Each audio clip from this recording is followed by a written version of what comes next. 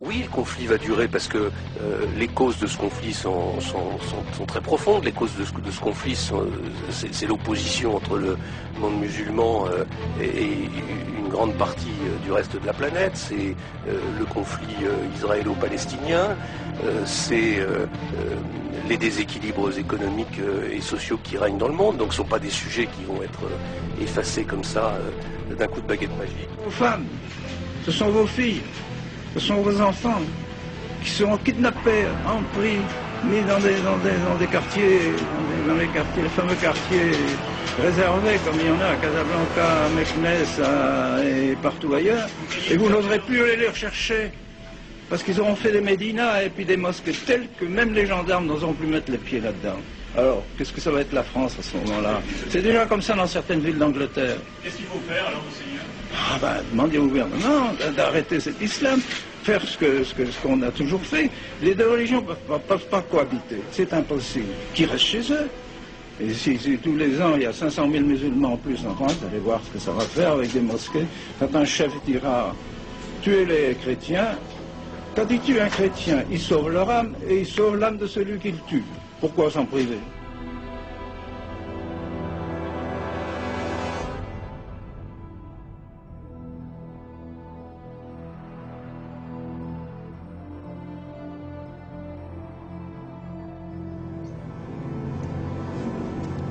Tandis que s'éteignent les derniers feux de la romanité, l'Europe s'enfonce dans une longue période d'insécurité et de peur, sous le joug chaotique des tribus barbares qui viennent de détruire l'Empire.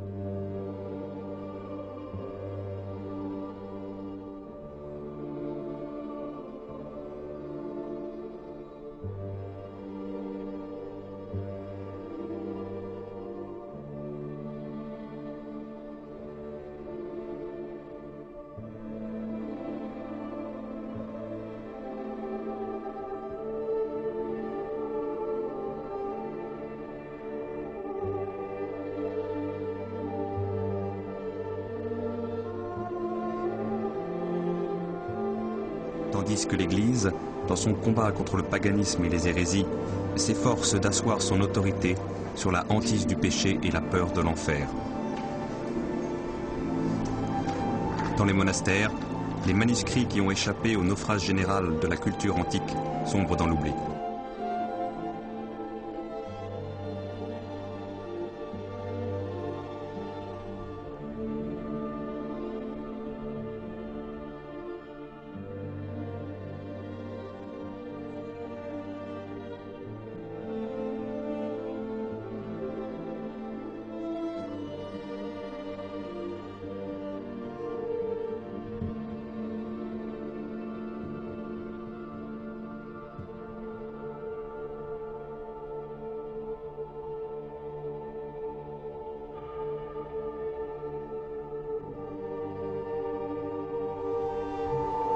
Byzance, héritière naturelle de Rome, possédait elle-même un très riche fonds de manuscrits philosophiques et scientifiques grecs. Il recouvrait d'une chape de silence.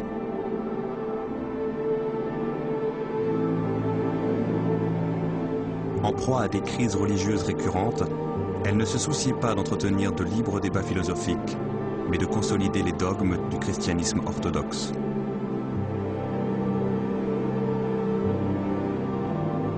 Au VIe siècle, par durcissement dogmatique, elle en vint même à fermer l'Académie d'Athènes, comme celle d'Alexandrie.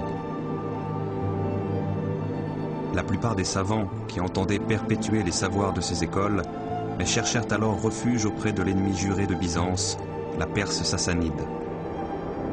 Les deux empires rivaux se livraient en effet depuis des siècles une guerre sans merci. Or, l'empire perse, dont la religion officielle était le zoroastrisme, abritait une population chrétienne nestorienne qui s'opposait aux dogmes orthodoxes de Byzance.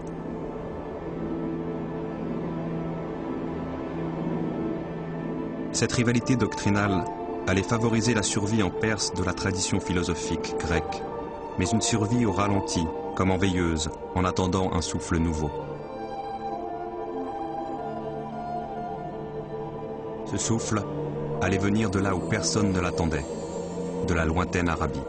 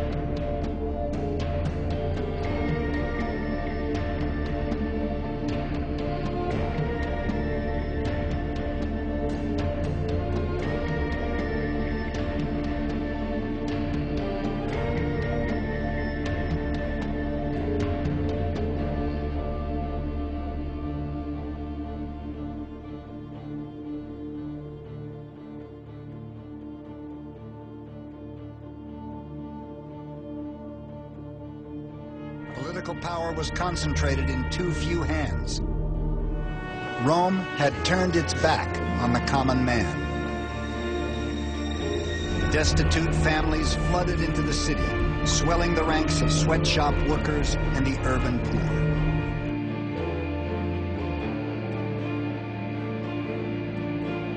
The proletariat are idle, lazy, and devote their whole life to drink, gambling, brothels, shows, and chariot races.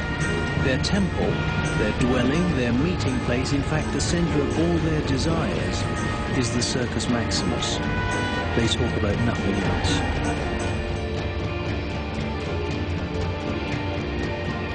Rome's sense of community had disappeared. Provinces and periphery of empire, resentment festered. The great Roman orator, Cicero, had foreseen it all.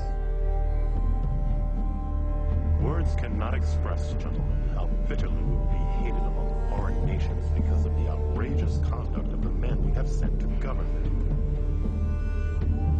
All the provinces are complaining about Roman greed and Roman injustice. I remind you, gentlemen, that Rome will not be able to hold out against the whole world.